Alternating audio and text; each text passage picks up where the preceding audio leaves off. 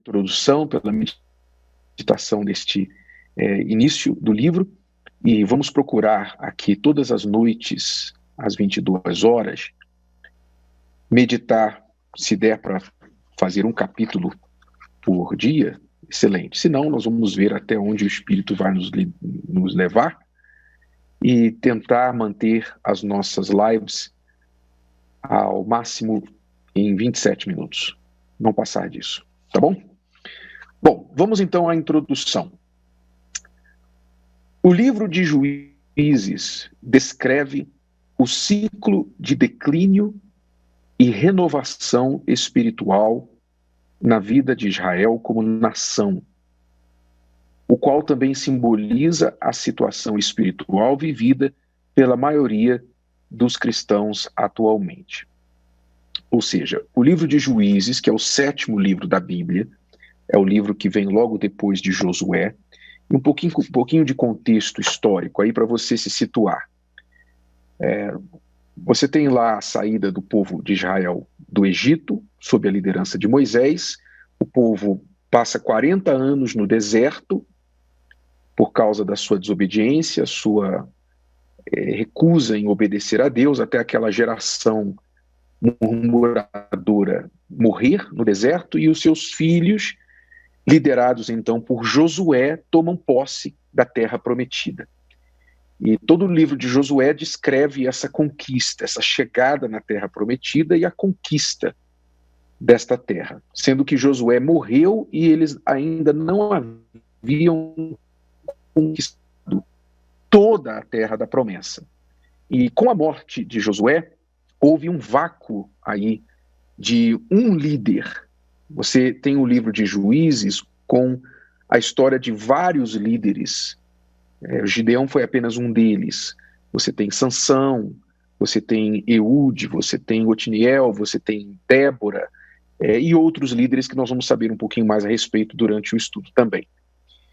E esse período dos juízes foi, então, entre a liderança de Josué, né, quando Josué morreu, e depois a chegada do primeiro rei de Israel, o rei Saul, seguido pelo rei Davi. Então, nesse inteirinho aí, entra o período dos juízes.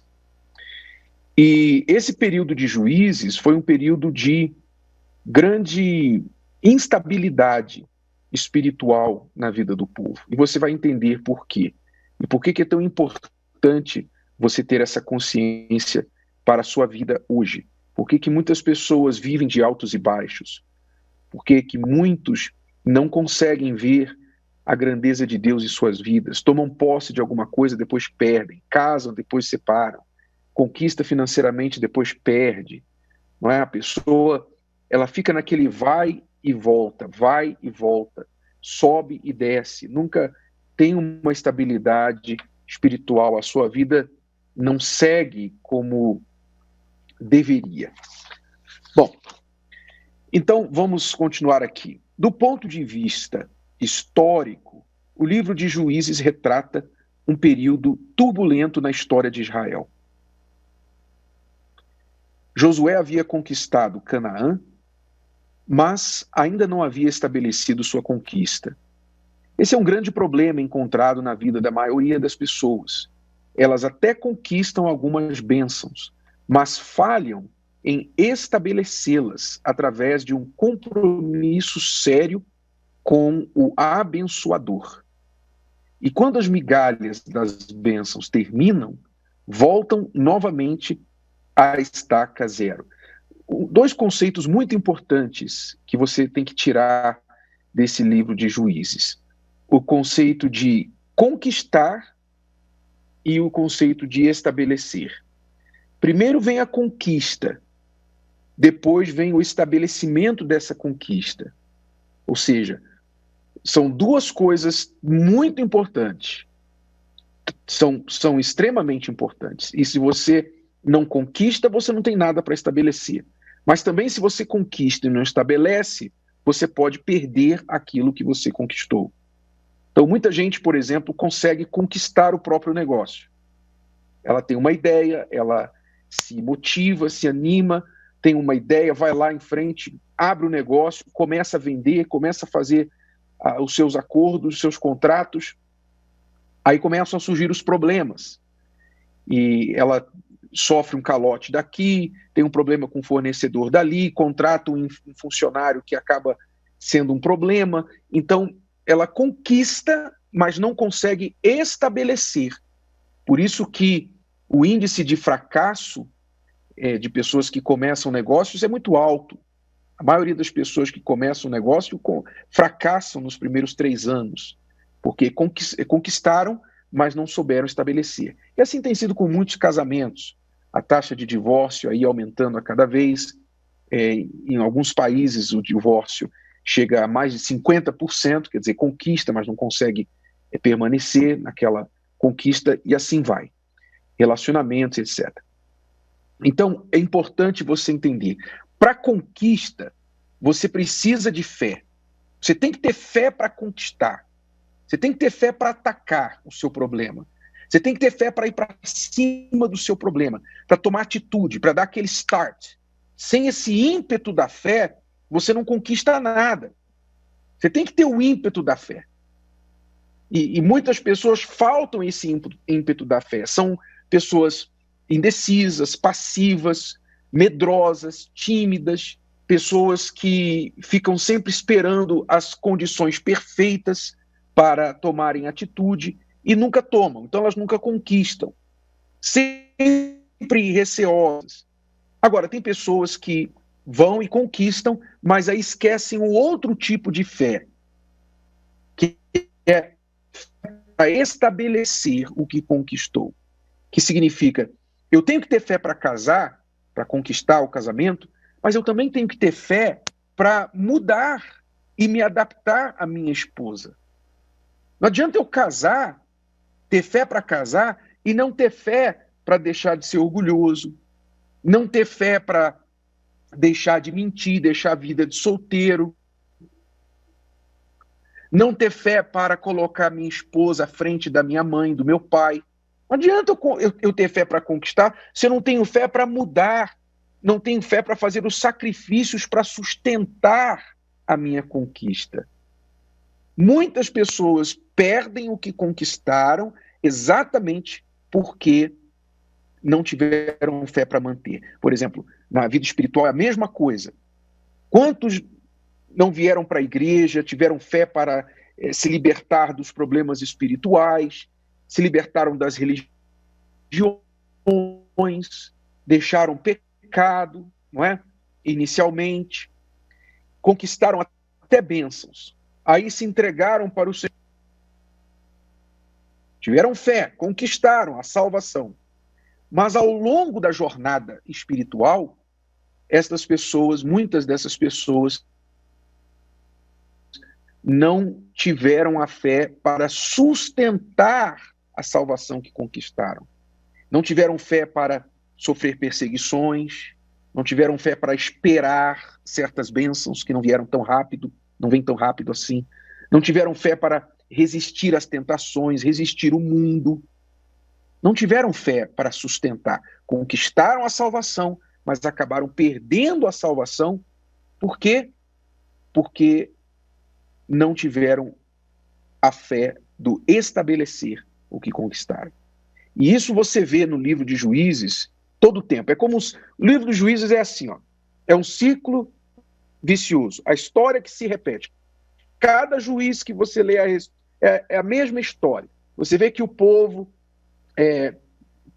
pecou, entrou no pecado, na desobediência a Deus, na idolatria. Aí a proteção de Deus saiu do povo, de sobre ele.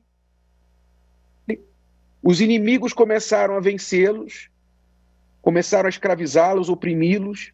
O povo, então, oprimido, sofrendo, destruído, começou a clamar a Deus, se arrependeu, clamou a Deus. Daí Deus veio, levantou um juiz, um líder, para libertar o povo dos seus inimigos. Então veio a paz. E com a paz, novamente, o povo voltou a pecar.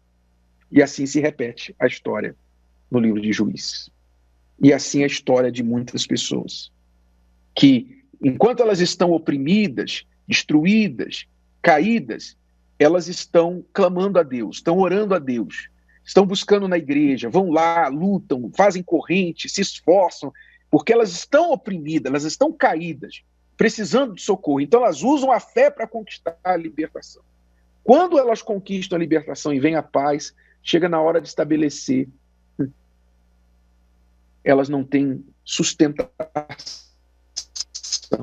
falta estrutura, o estabelecer daquilo que conquistaram. E isso aconteceu com Gideão também. Nós vamos aprender nesse estudo muitas coisas que Gideão fez certo e muitas coisas que ele fez errado. Vamos aprender com as duas partes das atitudes dele. Continuando aqui. Então, elas até conquistam algumas bênçãos, mas falham em estabelecê-las, através de um compromisso sério com o abençoador. E quando as migalhas das bênçãos terminam, voltam novamente à estaca zero. Elas são como as sementes que foram semeadas entre as pedras. Ouvem a palavra e imediatamente a recebem com alegria. Mas quando chega o calor da tribulação, não resistem e morrem espiritualmente. A história registra que a tribo de Manassés não expulsou o povo de Bet-Sean, Taanac, Dor, Ibleão, Megido ou seus assentamentos vizinhos, pois os cananeus estavam determinados a habitar naquela terra. A tribo de Efraim também não expulsou os que moravam em Gézer. Assim, os cananeus viveram entre eles. Zebulon também não expulsou o povo de Quitron ou de Naalol, mas permitiu que ficassem ali para serem usados como escravos. Já vou explicar para você esses nomes difíceis aí, o que significa. O mesmo aconteceu com a tribo de Aser. Ela não expulsou as pessoas que moravam em Aco, Sidom, Alabe, Aquisibe, Elba, Afec e Reob, tudo nomes hebraicos, né? Em vez disso, o povo de Aser vivia entre os cananeus da terra. Da mesma forma, Naftali não expulsou os que viviam em Bet-Semes ou Bet-Anat, mas também viveram entre os habitantes da terra. E os moradores de Bet-Semes e Bet-Anat se tornaram seus escravos. Isso está em Juízes, capítulo 1, você pode ler lá a partir do versículo 27. Isso exemplifica a vida das pessoas que se convertem, mas não o fazem de todo o coração. Antes, insistem em se manter presas ao seu passado imundo.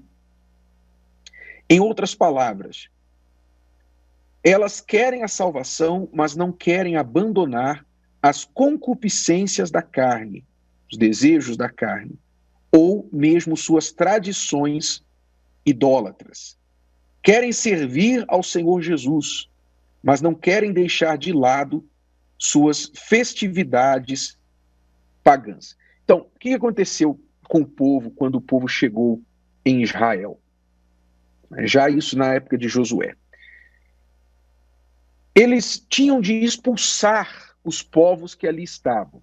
Expulsar. Haviam 7 nações já habitando a terra de Canaã. Aquelas nações haviam sido condenadas por Deus pelas práticas que elas mantinham, pela resistência à verdade. Eram pessoas que, se houvesse chance para elas, tenha certeza, Deus iria mandar o povo de Israel entrar ali e pregar para elas. E elas então iriam se arrepender e iriam se tornar parte ali da nação, continuariam ali. Mas Deus sabia que não tinha chance de arrependimento daquelas nações. Por isso, então, ele mandou que o povo de Israel expulsasse o povo daquela terra. Só que o que aconteceu? O povo de Israel, quando chegou na terra, não levou a cabo este mandamento de Deus. Não foi até o fim nesta luta contra os moradores da terra. Por várias razões. Não era porque eles não tinham força, não é porque os inimigos eram fortes. Deus estava com eles, havia uma promessa. Deus havia prometido que daria vitória a todos os povos. Lembre-se que a primeira vitória lá que Josué enfrentou foi logo em Jericó. quando uma cidade fortificada, muito mais forte do que o povo de Israel, já foi derrotada logo de início. Então não havia nenhum povo na terra que o povo de Israel não pudesse derrotar. Então o problema não era falta de força. Deus estava com eles. O problema era o comodismo. O problema era as concessões que o povo de Israel acabava fazendo. As concessões. Ou seja, esse povo aqui, em vez da gente mandá-los embora, em vez da gente expulsar, vamos fazer o seguinte, deixe eles morarem aí na terra e a gente faz eles pagarem impostos para nós. Aí eles ficam aí, trabalham para a gente cobra impostos deles. Eles vão nos ajudar aqui. Ou seja, eles tiveram uma brilhante ideia de se aproveitar das pessoas ali, já que elas estavam ocupando a terra, e o povo de Israel ainda não tinha povo suficiente para ocupar toda a terra, então eles achavam uma boa ideia manter o povo ali e, de alguma forma, tirar proveito desta situação. E o que aconteceu de fato? O que aconteceu foi que começou a haver a mistura do povo eleito, do povo de Deus, povo de Israel, da fé abraâmica, com o povo da terra, onde as crenças daquele povo, os Baals, os postes ídolos, que eram imagens edificadas, né? Gideão tinha um desse na sua casa, o seu pai tinha um desse mais tarde na história, como que aconteceu. Os postes ídolos, os deuses que eles carregavam no corpo, no brinco, no colar, enfim, deuses falsos que aquelas nações seguiam e que o povo de Israel, por estar no meio delas, acabava também importando essas religiões. Então, o que acontece? Você vê, hoje nós temos esse mesmo problema. Quantas pessoas dentro das igrejas, quantas pessoas que se dizem cristãs, evangélicas, mas que não querem abrir mão do mundo onde estão inseridas. Não querem abrir mão, não querem abrir mão de certas amizades, não querem abrir mão de certos lugares que não condizem, né, o que acontece ali naquele lugar não condiz com a fé que ela tem em Deus, seus princípios, os seus valores. Então elas querem assoviar e chupar cana. Elas querem ser fiéis a Deus, mas não querem deixar o mundo. Querem tirar proveito. Porque elas dizem assim, não, mas é legal, eu gosto. Não é? Então a pessoa ela quer seguir Jesus, mas também quer seguir as coisas que não combinam com Jesus.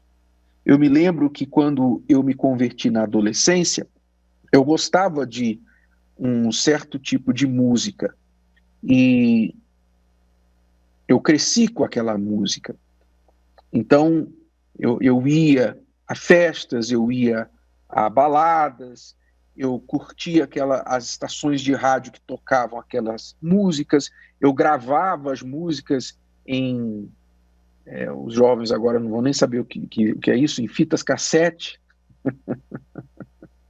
As fitas cassete, né? Os jovens não sabem o que é isso, mas nós gravávamos as músicas, virávamos a noite gravando as músicas no rádio, e eu curtia muito essas músicas, eu dançava, enfim, curtia. Quando eu cheguei à fé, à igreja, então eu me converti. Eu entreguei a minha vida ao Senhor Jesus, etc., me batizei. Mas eu ainda carregava algumas coisas do mundo junto comigo. Uma delas era este meu gosto por esse tipo de música. Porque eu tinha coleções de fitas cassetes, eu tinha coleções destas músicas. E eu gostava muito de ouvir, né? De dançar, eu gostava do som, da batida, aquilo mexia comigo, né? A música é uma coisa muito apelativa, até hoje, né? Muito mais. A música sempre foi algo muito apelativo. E então, o que aconteceu? Eu estava seguindo a minha fé, mas, ao mesmo tempo, eu queria curtir certas coisas do mundo. E para curtir essas coisas do mundo, o que eu tinha que fazer? Eu tinha que, de vez em quando, ir numa festinha. Eu tinha que manter alguns amigos que gostavam daquelas coisas. Então, eu comecei a perceber que aquilo estava me dividindo.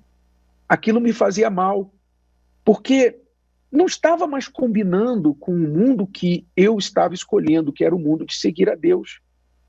Então, não havia lá na Bíblia um mandamento dizendo assim: tu não curtirás música funk. Não tinha esse mandamento. Mas não precisa ter um mandamento para tudo e qualquer coisa que nós fazemos na vida. O Espírito Santo nos dá consciência, sensibilidade para percebermos as coisas que não combinam com aquilo que agrada a Deus. Então foi quando eu, entendendo esta confusão, entendendo que eu estava tentando assoviar e chupar cana ao mesmo tempo, agradar a Deus e me agradar ao mesmo tempo, que eu então tomei uma decisão. E eu peguei aquela coleção de fitas, eu coloquei para fora, joguei fora e decidi que a música não iria mais me dominar. Que se aquilo estava sendo tão importante para mim, então algo estava errado com a minha fé. Se eu estava deixando aquilo atrapalhar a minha fé, é porque eu não havia realmente entregado toda a vida. E isso foi com outras coisas também na minha conversão, na minha adolescência. O recado aqui é que quando você quer conquistar a vida prometida, né? O povo tinha a terra prometida, nós temos a vida prometida. É uma vida inteira, desde o que nós conquistamos aqui na terra até a vida eterna, a salvação. Se você quer conquistar a vida prometida, você vai ter de abrir mão de algumas outras coisas. Você não vai poder mesclar esta fé com o que o mundo oferece para você, com o que as religiões oferecem para você. Não vai dar. Você vai ter que abrir mão. Aquilo que desagrada a Deus, desagrada por uma razão, que é para o nosso bem. Quando a gente fala que algo desagrada a Deus, é também para o nosso bem. Você vai ver que normalmente, quando Deus não quer que a gente faça alguma coisa, que a gente abandone alguma coisa, isso é para que nós estejamos protegidos de um mal que aquele comportamento traz para a nossa própria vida. Então, concluindo aqui, a história nos diz que quando Israel se fortaleceu, submeteu os cananeus a trabalhos forçados e não os expulsou completamente. Israel preferiu tirar proveito de seu poder para escravizá-los, a obedecer à voz de Deus e expulsá-los completamente. Diante disso, o Senhor determinou: não os expulsarei de diante de vós, antes estarão como espinhos nos vossos lados, e os seus deuses vos serão por laço. O Senhor ordenou a total expulsão dos cananeus para que o seu povo não fosse corrompido pela idolatria generalizada existente entre eles. Mais tarde, isso se tornou um problema constante entre o povo de Israel, resultando em um ciclo de altos e baixos em seu relacionamento com Deus. Enquanto Josué estava vivo, o temor a Deus prevaleceu.